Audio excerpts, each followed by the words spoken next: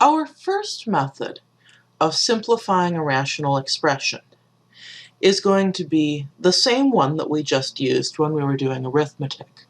That is, to interpret the main fraction bar as division. This method works especially well if our rational expression looks something like this.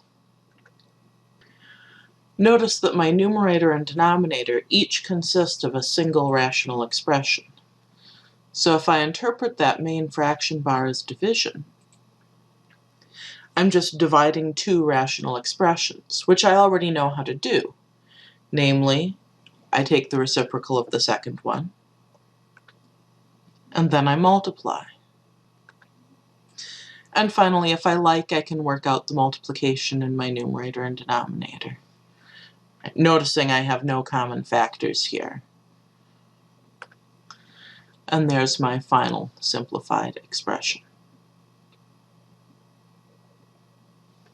If I don't have any particular reason to multiply it out, I can also just leave my numerator and denominator in factored form if I'd like. Now, I will always prefer this method if my numerator and denominator each consist of a single rational expression, or a single polynomial. So I could also have a rational expression over a polynomial, for example. And again, I'll interpret that as division. Notice I need parentheses here to group this polynomial, since there's no fraction bar to do the grouping for me. Again, I rewrite that as multiplication by the reciprocal. And now when I multiply, there's nothing I can factor in the numerator. X squared plus 4 is prime. Let's see if we can factor that other quadratic. We've got 2x squared minus 10. 2 times negative 10 is negative 20. Can I think of two numbers that multiply to negative 20 and add up to negative 1? Well, yeah, 4 times negative 5 is negative 20. 4 plus negative 5 is negative 1. So I'll split up that middle term as 4x and negative 5x. First row I've got 2x as a common factor. Second row I've got negative 5. And then I'll have an x left here and a 2 left here. So let's see. I see a 5 minus 2x and a 2x minus 5. I know I can reverse that order, but it costs me a negative sign.